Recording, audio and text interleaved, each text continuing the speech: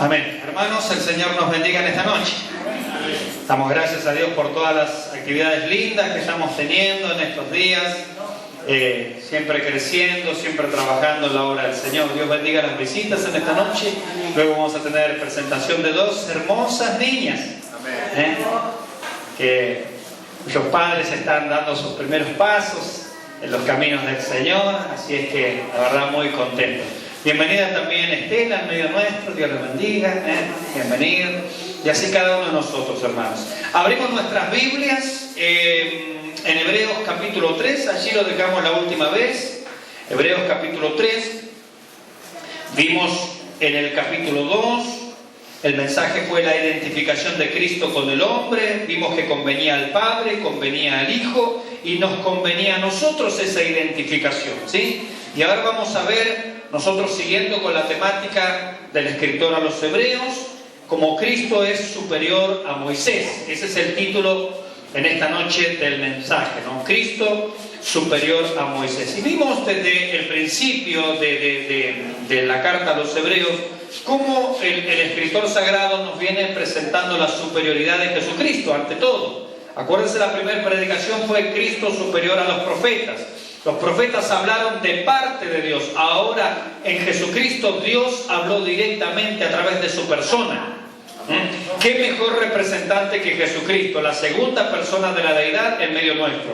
Después nos dijo que Jesucristo es superior a los ángeles, ¿sí? Y también nos dio una advertencia, la primera advertencia que escuchamos en la carta a los Hebreos. La predicación anterior, la identificación de Cristo con el hombre, y ahora en el capítulo 3, Cristo superior a Moisés. Dice el versículo 1 en el nombre de nuestro Señor Jesucristo: por tanto, hermanos santos, participantes del llamamiento celestial, considerad al apóstol y sumo sacerdote de nuestra profesión, Cristo Jesús, el cual es fiel al que le constituyó, como también lo fue Moisés en toda la casa de Dios. Porque de tanto mayor gloria que Moisés es estimado digno cuanto tiene mayor honra que la casa el que la hizo. Porque toda cosa es hecha por alguno, pero el que hizo todas las cosas es Dios.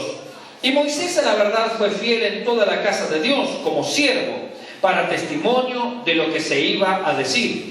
Pero Cristo como hijo sobre su casa, la cual casa somos nosotros, si retenemos firme hasta el fin la confianza y el gloriarnos en la esperanza. Hasta allí la lectura, versículos 1 hasta el 6. ¿Y por qué el autor sagrado aquí nos plantea que Cristo es superior a Moisés? Bueno, en primer lugar, es superior por cuanto es apóstol.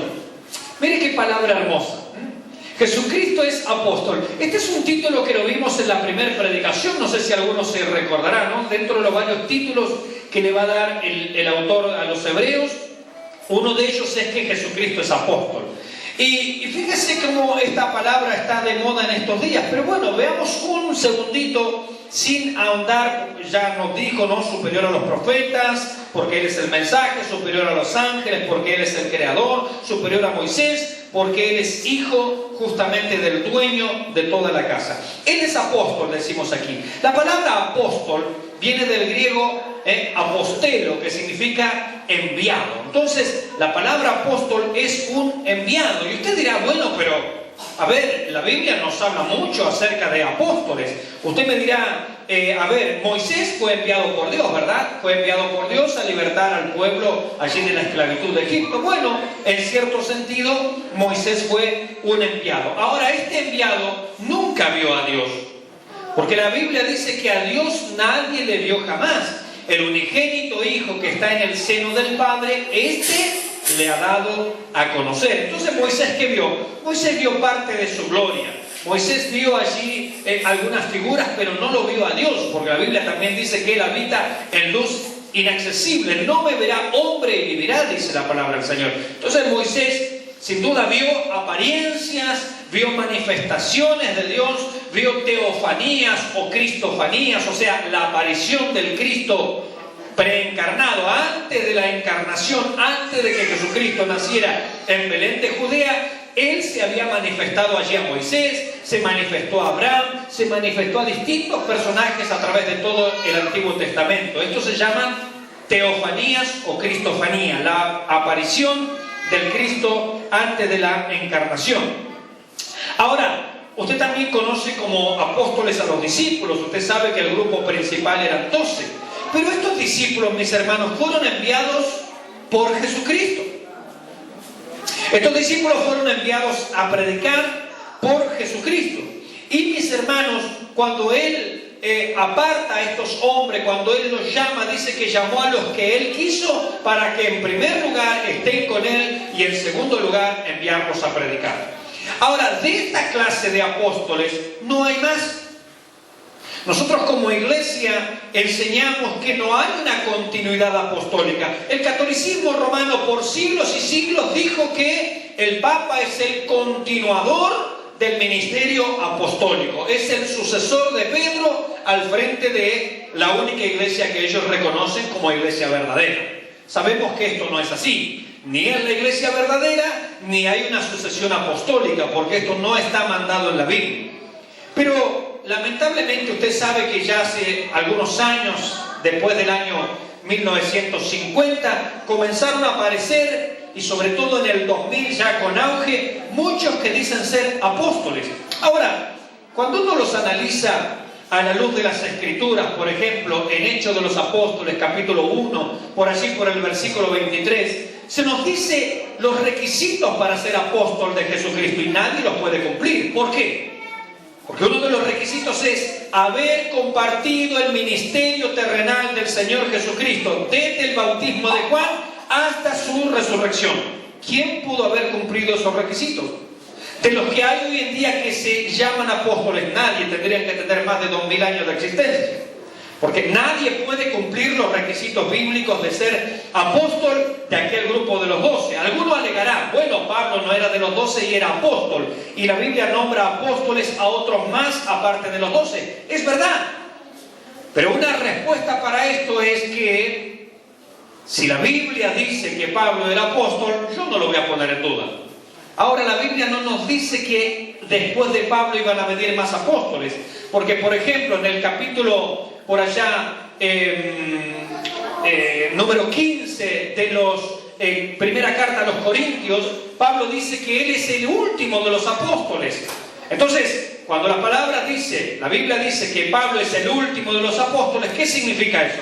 Que luego de Pablo no iban a haber más apóstoles. Y él da la sucesión de cómo el Señor se fue apareciendo y presentando a los distintos hombres de Dios llamados apóstoles, y él dice ser el último. Entonces, apóstoles enviados de Jesucristo no hay más. Ahora, hubieron otra clase de personas, sin duda, en la iglesia primitiva, que la Biblia también llama apóstoles o delegados o enviados. Estos, por ejemplo, era Epafrodito, era Timoteo, era Tito. Pablo lo envió, o sea, la palabra enviar significa apóstol. Pablo lo envió para que estuviera allí como pastor en la iglesia de Creta, en el caso de Tito. Pablo envió a Timoteo a la ciudad de Éfeso para que fuera pastor. De hecho, uno de los primeros pastores de la iglesia a los Efesios fue Timoteo. Así es que hubieron ciertos hermanos delegados, enviados de parte de los apóstoles, ¿cierto?, para que hagan una labor particular. Nosotros preferiríamos hoy llamarles misioneros, porque son personas enviadas a establecer una iglesia, a guiarla, a enseñarle, pero ¿en base a qué? En base a la enseñanza que dieron los apóstoles. ¿Se dan cuenta la diferencia? Entonces, hoy en día, hace muchos años ya se ha acuñado el término misionero. No es un término moderno, pero se refiere a aquellas personas que la iglesia envía para que establezcan una obra, para que abran, por ejemplo, lo que estamos haciendo allí en el barrio 1810, un anexo. La persona que esté encargada allí de ese anexo, ¿qué va a hacer? Va a ser nuestro apóstol, en el sentido de que es nuestro enviado para que dirija ese lugar, pero es un enviado de la iglesia local. No es el apóstol según la Biblia lo refiere. Es otra cosa. Entonces, para no generar confusión en las personas, preferimos llamarle un encargado, un enviado, un misionero. Ahora, la Biblia aquí dice que Jesucristo es apóstol. Y este es un nombre que usted normalmente no se lo aplicaría al Señor Jesús, ¿verdad que no? Usted diría, si yo le preguntara ¿quién es Jesús?, usted diría, es el Señor, amén. Es el Salvador, amén. Es Maestro, amén. Pero usted diría, es apóstol. Normalmente no estaría ese nombre para aplicarlo al Señor Jesús. Ahora, ¿apóstol de quién es el Señor Jesucristo? Obviamente apóstol de Dios. Amén. Y este es el único que puede ser llamado apóstol de Dios, porque ¿quién otro envió el Padre para venir, por ejemplo, en su nombre directamente hacia nosotros? ¿Quién bajó del cielo? Solamente el Señor Jesucristo. Amén. Ahora podríamos decir también que hoy en día que nuestro apóstol, que el apóstol de Dios, no nuestro apóstol, que el apóstol de Dios descendió al cielo, del cielo, hizo su obra aquí entre nosotros y ascendió al cielo, ¿qué quedamos? ¿Huérfanos nosotros? No. ¿Verdad que no? Dijo el Señor, no os dejaré huérfanos. Gloria a Dios. ¿A quién envió Jesucristo y el Padre en reemplazo de nuestro Señor? Al Espíritu Santo. Por lo tanto, el único vicario, el único representante, el único apóstol aquí hoy en día es el Espíritu Santo. Es el único que ha descendido del cielo. Es el único que ha venido en nombre del Padre y en nombre del Hijo y está con nosotros. La pregunta sería, si tenemos al Espíritu Santo como vicario, o sea, como representante, como apóstol hoy en día, ¿necesitaremos algún otro apóstol? No lo necesitamos. Y la Biblia aquí, no quiero ahondar ahora en el tema del Espíritu Santo, pero la Biblia aquí dice que Jesucristo es el apóstol. Él es el enviado de Dios hacia nosotros. Es la única persona que ha descendido del cielo mismo, que representa fidedigna y exactamente la voluntad del Padre. El Señor dijo, el que me ha visto a mí, ¿a quién ha visto? Al Padre. Todos los demás hablaron acerca de Dios. Su testimonio, por supuesto que es verídico, que es verdadero, pero el único que ha visto al Padre y nos ha hablado de Él y nos ha comunicado su persona es el Señor Jesucristo. Él es el apóstol, Él es el enviado de Dios sobre esta tierra. Entonces Moisés fue un enviado aquí abajo entre nosotros. Los discípulos fueron enviados de Cristo y ya después de eso no hay más. Después tenemos ayudantes o misioneros que son enviados de la iglesia. Y el Señor Jesucristo dijo en Juan 20, versículo 21, como me envió el Padre, así también yo os envío. Así que tenemos una tarea, una misión, compartir las buenas nuevas de salvación. Así es que Jesucristo es el apóstol de Dios. Ahora, ¿por qué Cristo es superior a Moisés? En segundo lugar, Él es superior por cuanto es sumo sacerdote. Dice aquí el mismo versículo 1, por tanto, hermanos santos, participantes del llamamiento celestial, considerad, en primer lugar, ya vimos al apóstol, nuestro Señor Jesucristo. Y en segundo lugar dice, y sumo sacerdote. Él es superior a Moisés porque es sumo sacerdote. Usted sabe que Moisés, a pesar de haber recibido los 10 mandamientos y de dar toda la legislación, él no fue sumo sacerdote. El sumo sacerdote fue su hermano Aarón. Él tenía esas facultades. Ahora, hablando de Jesucristo, miren el capítulo 5, en el versículo 6, allí nomás usted, allí casi cruzando una hojita, en el capítulo 5, versículo 6, dice, como también dice en otro lugar, hablando de Cristo, ¿no? Tú eres sacerdote, ¿para cuándo? Para siempre, según el orden de Melquisedec. Más adelante vamos a hablar acerca de este Melquisedec, no nos vamos a detener ahora. Pero el sacerdocio de Jesucristo es eterno, es para siempre, mis hermanos. Él es sumo sacerdote para siempre. Moisés no fue sumo sacerdote nunca, aunque él fue legislador y fue un fiel hombre de Dios. Sin embargo, él nunca ocupó el lugar de sumo sacerdote. Nuestro Señor sí. Ahora, fíjese las cualidades de nuestro sumo sacerdote, algunas nada más. La carta a los hebreos está llena de cualidades de nuestro Señor, pero mire algunas. Mire el versículo 14, dice, del capítulo 4, capítulo 4, versículo 14, dice, por tanto, teniendo un gran, no pequeño, un gran sumo sacerdote que traspasó los cielos. Aquellos sacerdotes del pasado, una vez al año podían traspasar el velo apenas. Dice que este traspasó los cielos. Señor, gloria a su nombre. Por eso lo presenta como el gran sumo sacerdote. No estamos bajo aquel sacerdocio antiguo, arónico, levítico del Antiguo Testamento. Nuestro gran sumo sacerdote, el que nos representa ahora delante de Dios, este traspasó los cielos. Mire, Él como apóstol desciende del cielo y nos revela y nos manifiesta exactamente cómo es el Padre. Pero como sumo sacerdote nos representa y nos bien representa delante de Dios. Fíjese que doble labor. Baja del cielo, representa al Padre. Asciende al cielo, ¿y a quién representa? A usted y a mí. Dígale al que está al lado, ¿tienes tu representante en el cielo?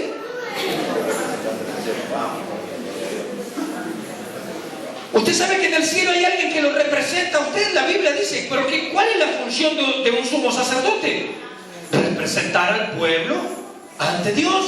Él como apóstol representa a Dios ante el pueblo. Y como sumo sacerdote representa al pueblo ante Dios. Y fíjense las cualidades. Versículo 14 del capítulo 4 estoy hablando. Traspasó los cielos. Versículo 15. Se compadece de nuestras debilidades. Señor. Usted puede decir, y bueno, yo tengo alguna debilidad o algunas debilidades. ¿Sabe qué dice la Escritura eso? Él se compadece de nuestras debilidades. Porque ¿quién es fuerte? ¿Verdad que somos débiles? Y verdad que necesitamos ayuda. Pero Él dice, se compadece de nuestras debilidades. El mismo versículo 15 también dice, Él fue tentado, fue puesto a prueba en todo, pero ¿cómo salió? Pecado. Sin pecado, o sea, aprobado en todo. O sea que si Él fue experimentando todas las dificultades sabidas y por haber, Él puede socorrernos. Gracias, Señor. Él puede entendernos. Él puede comprender nuestra humana debilidad. Miren el capítulo 2, vuelvo para atrás, versículo 17. Capítulo 2, versículo 17. Dice allí que Él es, como sumo sacerdote, misericordioso y fiel. Esto lo vimos en la predicación anterior. Él es misericordioso y fiel. Y también dice en el versículo 18 ahí del capítulo 2 que es poderoso para socorrer a los que son tentados. ¿Hay alguien que está sufriendo alguna tentación? ¿Se encuentra o se siente como si estuviera entre la espada y la pared?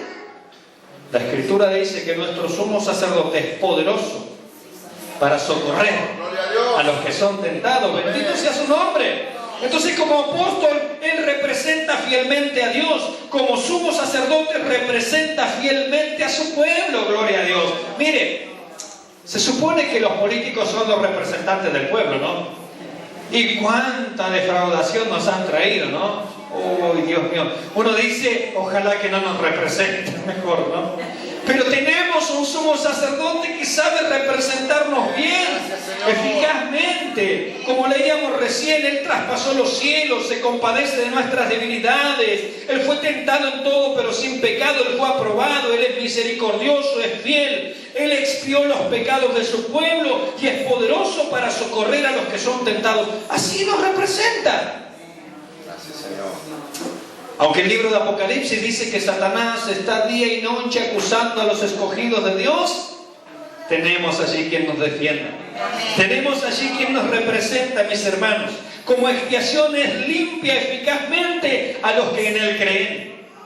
Él puede limpiar de una vez y para siempre nuestros pecados. Como dice la carta a los Colosenses, el capítulo 2, por allí por el versículo 10, dice que Él limpió todos, perdonándoos todos vuestros pecados. Hay pecados en su pasado, ¿verdad que los hay? En el mío los hay. Él dice que los ha perdonado todos. En nuestro presente hay pecados. Él dice que los ha perdonado todos. Y en nuestro futuro hay pecados. Lamentablemente los habrá. Él dice perdonando todos vuestros pecados. Quitando el acta de los decretos que había contra nosotros y clavándola, dice, en la cruz. Sí, Señor. Gloria al nombre del Señor. Bendito sea su nombre para siempre, mis hermanos. Él puede expiar eficazmente. Gloria a Dios. Qué maravilloso nuestro Señor. Qué buen representante que tenemos, ¿no? Mi hermano Mauricio, ¿no? Qué lindo es tener un representante así que te represente, pero perfectamente. Voy a decir, me hace quedar bien. Pero este nos hace quedar bien ante el Padre. Este nos hace quedar bien ante Dios mismo. Este nos hace quedar bien ante toda la creación. Gloria al nombre del Señor. Él es superior. a Moisés, en tercer lugar, por la calidad de sus representados. Y usted dirá, ¿de nosotros? Sí. ¿Que yo tengo calidad? Pues la Biblia dice que sí. Léalo conmigo, por favor, versículo 1. Por tanto, léalo conmigo, por favor. Por tanto, ¿cómo dice allí? Dígaselo al que está al lado, tú eres un hermano santo. ¿Cómo dicen algunos que ninguno es santo? ¿Ha escuchado esa frase? ¡Ay, qué frase desafortunada, por Dios! ¿Cómo dice aquí? Léaselo por favor a su hermano que está al lado. Dígale, hermano. Hermanos santos, dice aquí la Escritura. ¿Y qué? ¿Eran los difuntos que se habían muerto? El catolicismo dice, bueno, si un creyente fue piadoso en el pasado y ahora desde el cielo alguien ha orado a ese difunto y supuestamente ocurrió un milagro, el Papa dice primero lo beatificamos y después lo declaramos santo. No tiene nada que ver con la Biblia. Es una enseñanza que no tiene nada que ver con las Escrituras, porque aquí los hermanos santos, estos que corrían el riesgo de caer, estos que sufrían persecución, estos que tenían problemas comunes y corrientes como nosotros, mis hermanos, la Biblia dice aquí, hermanos santos. ¿Y qué significa este término? Primero, en primer lugar, ¿son hermanos de quién? De Dios. De Cristo. Son hermanos de Cristo. Recuerde la predicación anterior en el capítulo 2, en el versículo 11 dice, porque el que santifica Dios y los que son santificados, su pueblo, el que santifica a Cristo y los que son santificados su pueblo, de uno son todos, o sea, de Dios. Por lo cual no se avergüenza, Cristo está hablando de llamarlos como hermanos. Así que cuando dice aquí hermanos santos, ¿hermanos de quién somos? De Cristo. Porque eso es lo que dijo en el capítulo 2. Cristo no se avergüenza de llamarme su hermano. ¡Qué privilegio! Dígale al que está al lado, ¿Cristo es mi hermano? ¿Vieron los chicos cuando fanfarronean en la escuela? Yo tengo un tío que es más grande, yo tengo un tío que es boxeador, cosas así. Nosotros podemos, hermanos, tener la honra, tener la dicha. Yo tengo mi hermano que es Jesús. Él es superior a todos, superior a Moisés, superior a los profetas, superior a los ángeles. Y es mi hermano, gloria a Dios. Y Él no se avergüenza, a pesar de mí, no se avergüenza de llamarme su hermano. Dice hermanos, son sus hermanos. No se avergüenza de llamarlos hermanos. Y aquí, como recién contestaba mi hermano Javier, entra la doctrina que ya la hemos visto de la adopción. Dios nos ha adoptado, así como Jesucristo es el Hijo de Dios. Dios nos ha adoptado en su familia y ahora somos hijos por adopción. Gloria a su nombre. Usted es un hijo adoptado de Dios si usted ha recibido a Jesucristo en su corazón. Mas a todos los que le recibieron, a los que creen en su nombre, les dio potestad de ser hechos hijos de Dios. Y si Jesucristo es hijo de Dios por naturaleza y yo soy hijo de Dios por adopción, Jesucristo es mi hermano. Y Él dice, Él no se avergüenza de tener esta clase de hermanos. Gloria a Dios, menos mal que no se avergüenza de mí. Vieron que a veces un hermano se porta mal en la familia y uno dice, no, ese no es mi hermano, ni me nombre. Jesucristo no se avergüenza de que nosotros somos sus hermanos. Hemos sido adoptados en la familia de Dios, pertenecemos al clan divino, mis hermanos, la doctrina de la adopción. Y Pablo va a decir, si somos hermanos, también somos herederos de Dios y coherederos con Jesucristo. Él, como es el primogénito, Él tiene el derecho de la doble porción. Y nosotros, como somos hermanos adoptivos, heredamos juntamente con Cristo. Gloria a su nombre para siempre. Mire lo que dice el salmista en el Antiguo Testamento. ¿A quién tengo yo en los cielos? Sino a ti. ¿Qué tiene? Mire, Él no está hablando de la Nueva Jerusalén. Él no está hablando de las recompensas en el cielo. Él no está hablando de otras cosas. Está hablando de Dios mismo. Dios es mi herencia en los cielos en Cristo Jesús. Gloria a su nombre. ¿Qué tiene usted en los cielos? A Dios. Dios es su herencia. La Biblia dice, hablando de los hijos, y luego tenemos una presentación de estas hermosas niñas. Dice, herencia de Jehová son los hijos. Pero también la Biblia dice que ¿a quién tengo yo en los cielos sino a Dios mismo? Dios es nuestra herencia en los cielos. Él es nuestra herencia. Él es lo que vamos a recibir. Mire, hermanos, si estamos pensando en llegar al cielo porque Dios nos dé un terreno, una parcela grande, estamos equivocados. Si estamos pensando en llegar al cielo por vivir en el cuarto piso de la Nueva Jerusalén, estamos equivocados. Queremos llegar al cielo porque Dios es nuestra herencia, porque allí está Él. ¿Qué mejor herencia que ver el rostro de nuestro Padre Celestial y vivir por los siglos de los siglos en comunión con Él? Aquel que nos amó, que nos redimió, que envió a su Hijo Jesucristo en rescate por nosotros. Esa es nuestra herencia en los cielos. Amén. Una herencia, dice, incorruptible, incontaminada, inmarcesible. No se marchita esta herencia, es por siempre, mis hermanos. Esa es nuestra herencia en los cielos. Pero también dice que no solamente son hermanos, dice que son santos. Por eso yo siempre digo, qué desafortunado que a veces que no se ha enseñado bien o no se ha enseñado directamente esto acerca de la santidad. ¿Cómo tantas personas dicen, no, porque bueno, yo sé que no hay ninguno santo? ¿Cómo no hay ninguno santo? Son hermanos santos. Porque ¿qué significa santo? Lo vamos a reiterar una vez más, y esto es bueno porque uno va tanto va el cántaro al agua que termina por romperse, tanto golpea la gota de agua, la piedra, que la termina agujereando. ¿Has visto esas piedras allí en el mar? Amén. Y yo, como están todas agujereadas y pasa el agua por dentro. ¿Quién hizo eso? El agua lo hizo.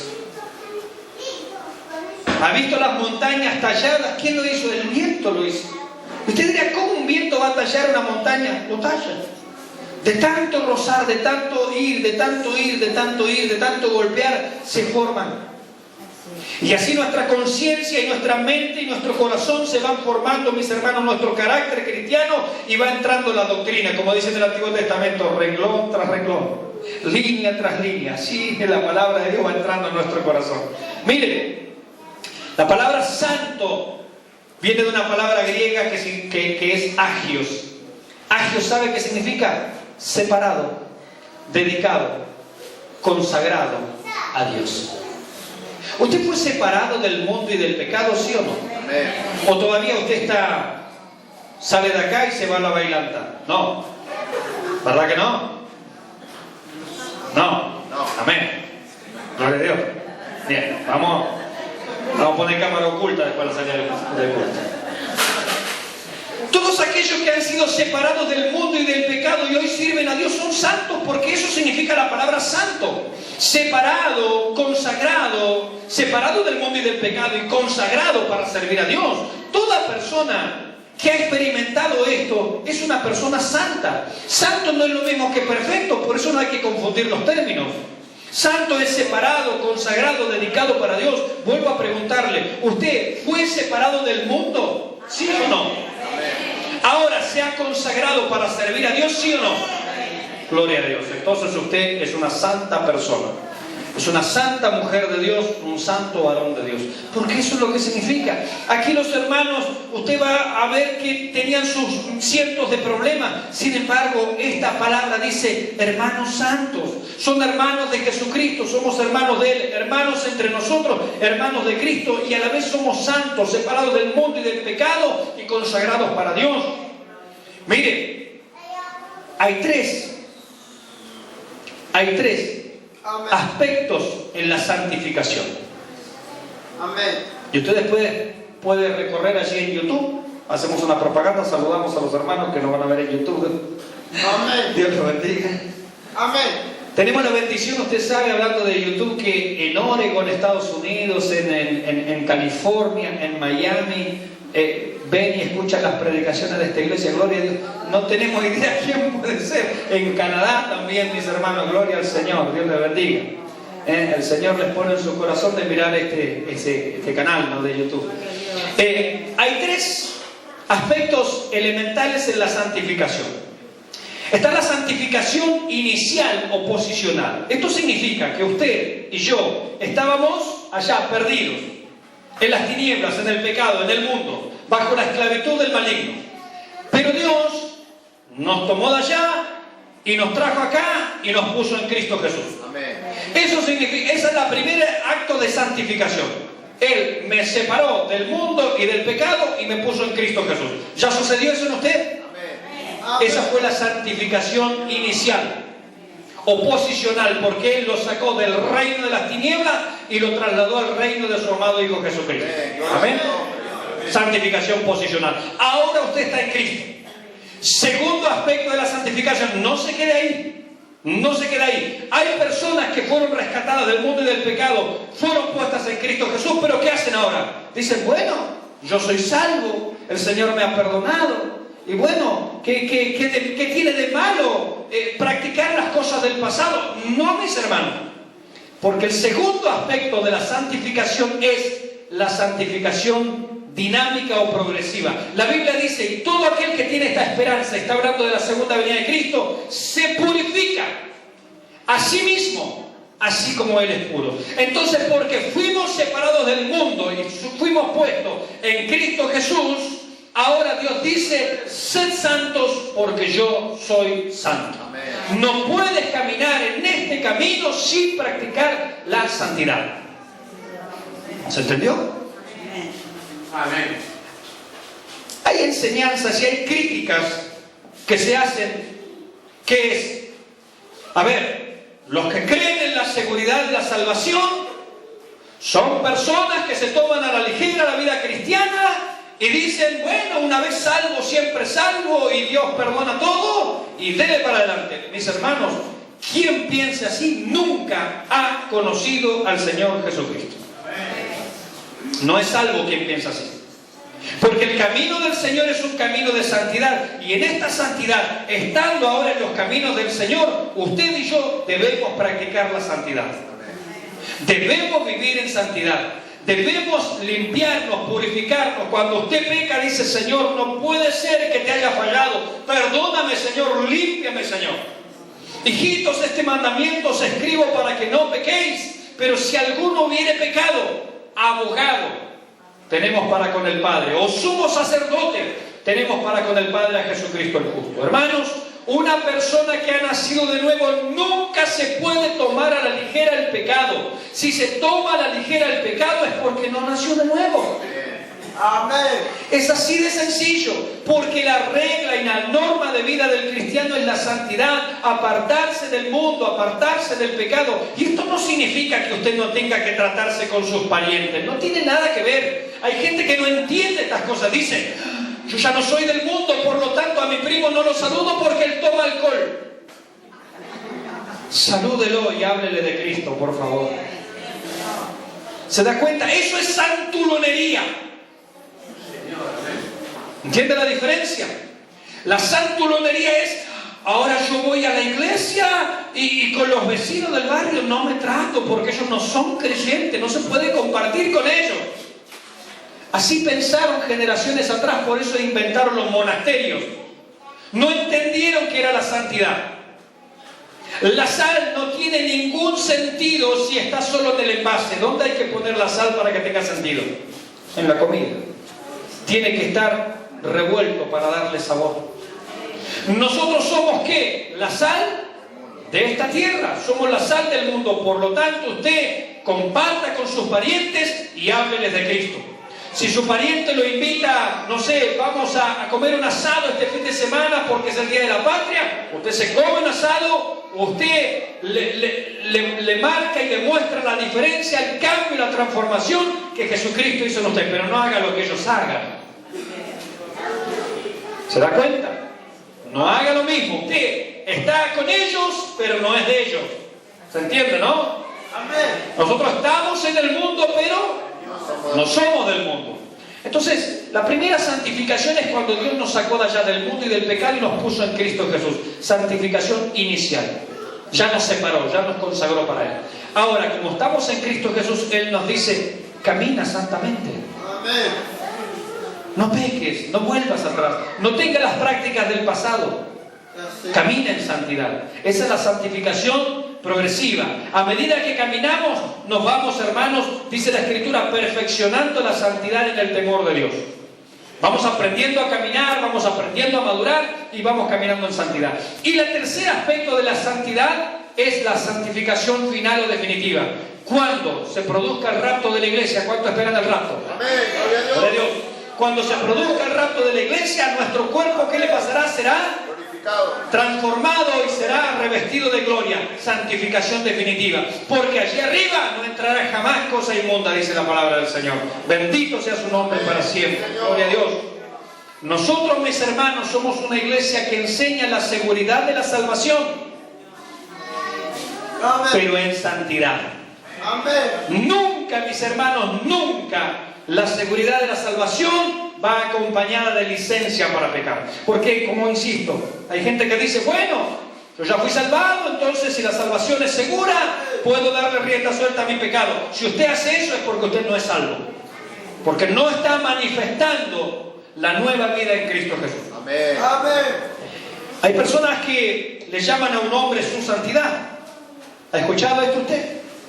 Dice, bueno, aquí ha llegado desde el Vaticano, llegó su santidad. Otros van así a la India y hay un hombre sentado lleno de cosas así en el cuerpo, no sé qué le echan arriba, parece que vela derretida, no sé qué es. Y le dicen su santidad, no sé cuánto ahí, Ravi Shankar y Shankarlo y no sé cuánto. Y es su santidad. Hermanos, no hay ninguna persona que se le pueda decir su santidad. ¿Sabe por qué? Porque su santidad solamente puede ser el Señor Jesucristo. Solamente puede ser el Espíritu Santo y el Padre. ¿Qué significa el término su santidad? Significa que la santidad emana de sí mismo, no la obtuvo de nadie. Nosotros somos santos, ¿verdad? Pero nuestra santidad fue concedida. Gloria a Dios. Él nos sacó del mundo y del pecado. Él me santificó. Él me consagró, Él me dedicó. Por lo tanto, no hay un hombre que pueda decir su santidad a otro hombre. No debería ser. Su santidad solamente es el Señor Jesucristo. Nosotros somos santos, pero nuestra santidad ha sido dada desde arriba. Mire lo que Pablo, como saluda a los Corintios en la primera carta a los Corintios, capítulo 1, versículo 2. Se lo leo. Le dice Pablo, a los santificados en Cristo Jesús. Mire, los corintios eran carnales, pero a más no poder. O sea, pobres corintios. Yo creo que un día, cuando estemos en el cielo así, me van a agarrar los hermanos corintios y me van a dar una paliza. Pues yo siempre digo que los corintios eran la peor iglesia, ¿verdad? Y de verdad lo eran, o sea que bueno, me la estoy ganando en el cielo. Y dice Pablo a este grupo de carnales, la peor iglesia del Nuevo Testamento, los saluda y les dice, ustedes, sí, ustedes, los santificados en Cristo Jesús. Ustedes un día fueron santificados, o sea, fueron sacados del mundo y del pecado. Pero ¿qué más les dice? Pero fueron llamados a ser santos. Ellos habían sido sacados del mundo, pero ¿qué estaban haciendo? Estaban viviendo de una mala manera, que es lo que se ve a través de toda la carta. Pablo le dice, no, ustedes fueron santificados, vivan como santos, porque fueron santificados, también fueron llamados a ser santos. Y ahí tenemos los dos aspectos, mis hermanos, la santificación inicial y la santificación progresiva. Ahora mire, en el Antiguo Testamento, en la rebelión de Coré, ya lo leímos esto en la lectura habitual acá de los cultos. En el libro de Números, capítulo 16, versículo 3, dice que este tal Coré, un líder allí de Israel, y 250 hombres se levantaron contra Moisés. Y ellos dijeron, escuche estas palabras, Números 16, 3, allí usted lo puede después leer. Ellos dijeron, toda la congregación, todos ellos son santos. Palabra de hombre. Después el Señor trajo un juicio sobre esa gente y todos murieron. No eran santos. Porque no es lo que yo digo, es lo que Dios dice.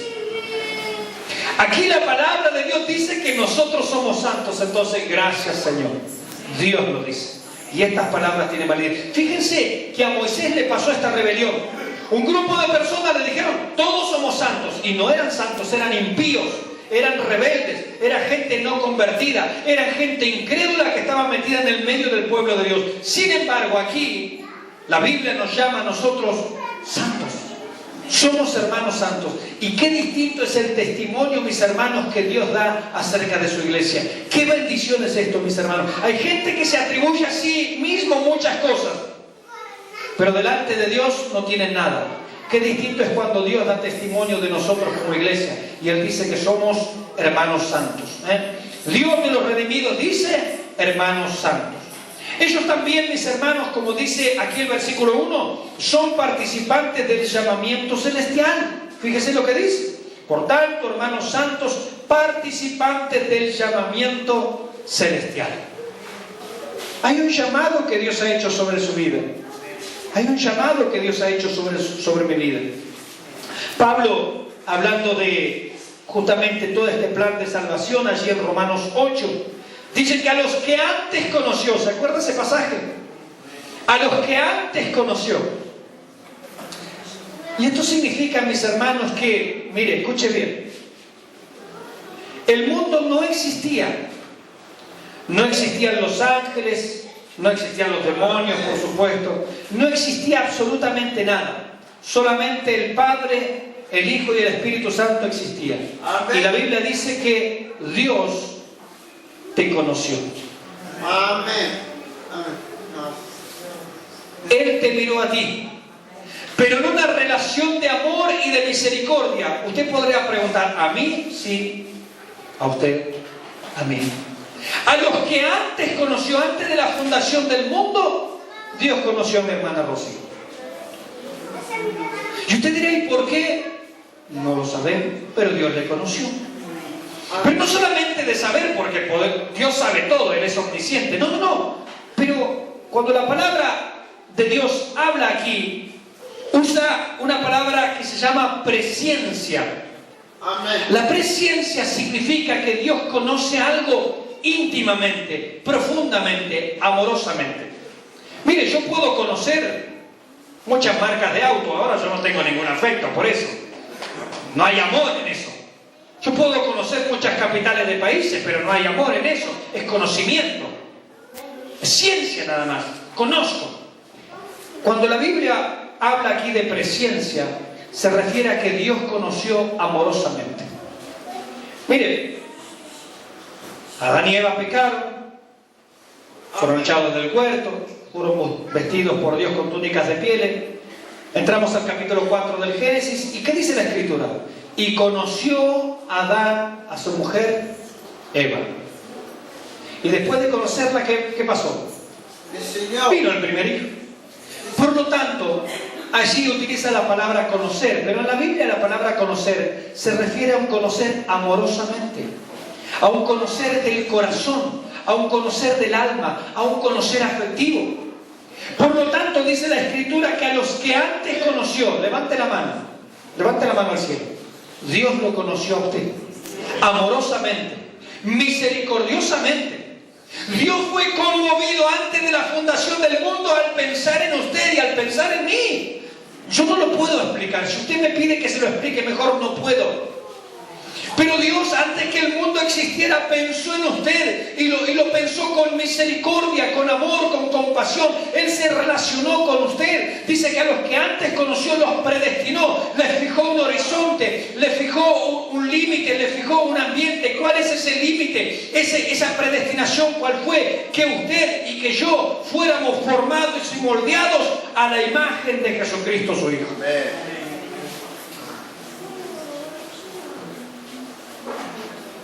¿Sabe qué está haciendo Dios con usted? Mi hermano Luciano está allí tratando de, como él es nuevito, está tratando de pensar en todas estas cosas. ¿Sabe Luciano lo que Dios está haciendo con vos en este lugar? Está moldeando tu vida interior, tu espíritu, tu alma, para que vos te parezcas a Jesucristo. Gloria a Dios. Mi hermana Alejandra, ¿sabes lo que Dios está haciendo con tu alma, con tu espíritu, con tu ser interior? Lo está moldeando, porque eso es la predestinación, para que te parezcas al Señor Jesucristo, para que te parezcas a su carácter, a su persona. Señor. Eso es lo que Dios está haciendo con nosotros. Nos predestinó para eso, para ser conformados a la imagen de su Hijo Jesucristo. Nos predestinó para una herencia. Nos predestinó, mis hermanos, para la alabanza de la gloria de su nombre. Para eso nos predestinó. Amén. Tiene que ver con el propósito que Dios persigue con cada uno de nosotros en el Evangelio. Amén. No estamos en una iglesia simplemente para cantar coritos y para escuchar la predicación del pastor o de algún hermano. Usted está aquí porque Dios está formando a Jesucristo en su ser interior. Gloria a Gloria a Dios. Dios. Amén. Dígale al que está al lado, te estás pareciendo. Vamos, gloria a Dios, gloria a Dios, te estás pareciendo. Señor. Claro que nos falta, a todos nos falta. Pablo dice, hermano, yo no pretendo haberlo alcanzado, pero una cosa hago. Amén. Olvidando ciertamente lo que queda atrás, me extiendo adelante. No te quedes patinando en el pasado, en tus fracasos.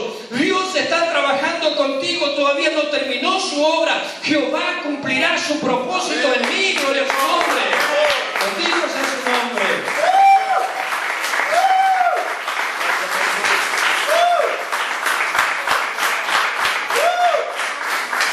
Él te está moldeando, gloria a Dios. Amén. Qué plan maravilloso, ¿no? No es para gozarse esto, hermano. Amén. No me salgo de la vaina, diría un centroamericano, ¿no? Yo me emociono cuando hablo de estas cosas. Porque es gozoso conocer. Y Dios pensó en mí antes que el mundo existiera. Sí, pensó en ti, a los que antes conoció. Los predestinó, o sea, les fijó un horizonte, un límite. ¿Cuál es? Que seas a la imagen de Jesucristo. Claro, porque Él sabía que íbamos a ser personas caídas, perdidas, arruinadas por el pecado, por la maldad. Sin embargo, Él de ese montón deshecho ahí, Él quiere formarte y darte la forma como el alfarero al barro, hasta que cuando tú te elijas completamente, seas a la semejanza del Señor Jesucristo. Amén. Y eso sucederá en la glorificación. Amén. Señor. Completamente. Pero el proceso ya comenzó, Desde el momento en que recibiste a Cristo, Dios ya está trabajando en tu vida. Y dice a los que predestinó, los llamó. Claro, en un momento vino la llamada del Evangelio para tu vida.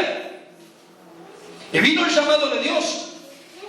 Y dice que a los que llamó también los justificó, los declaró justos. O sea, libres de culpa y cargo. Tu pasado, perdonado. La deuda, cancelada. Y ahora que estabas antes como enemigo de Dios, ahora ¿cómo estás?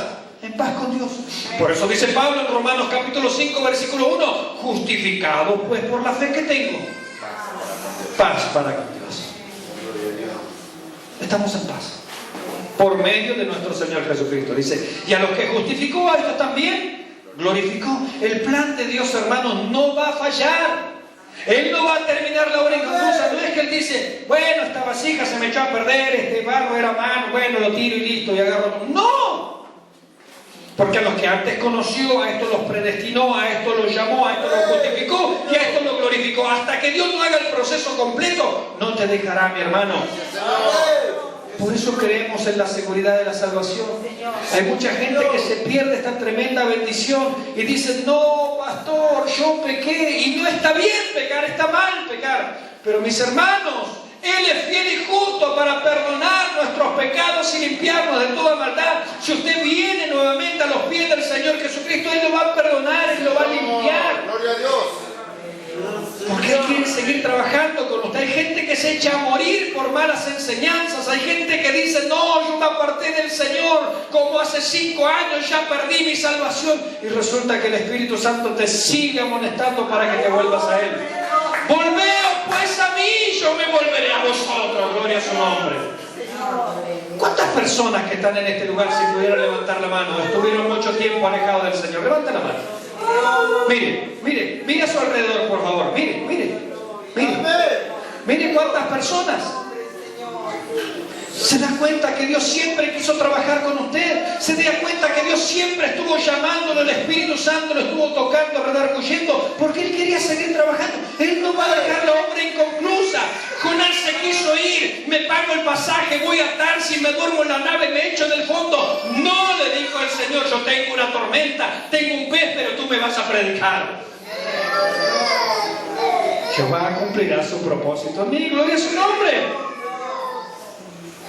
El llamado de Moisés, mis hermanos, era temporal, era parcial, era terrenal. Él nos llamó de Egipto para entrar en una tierra prometida. Pero el llamado de Cristo hacia nosotros es celestial, es eternal y es completo. Gloria a su nombre. Amén. Señor. No estamos esperando a entrar allí a Jerusalén y a la Canaán, aquella no. Estamos pensando en los cielos. Como dice Pablo, tenemos una ciudadanía en los cielos.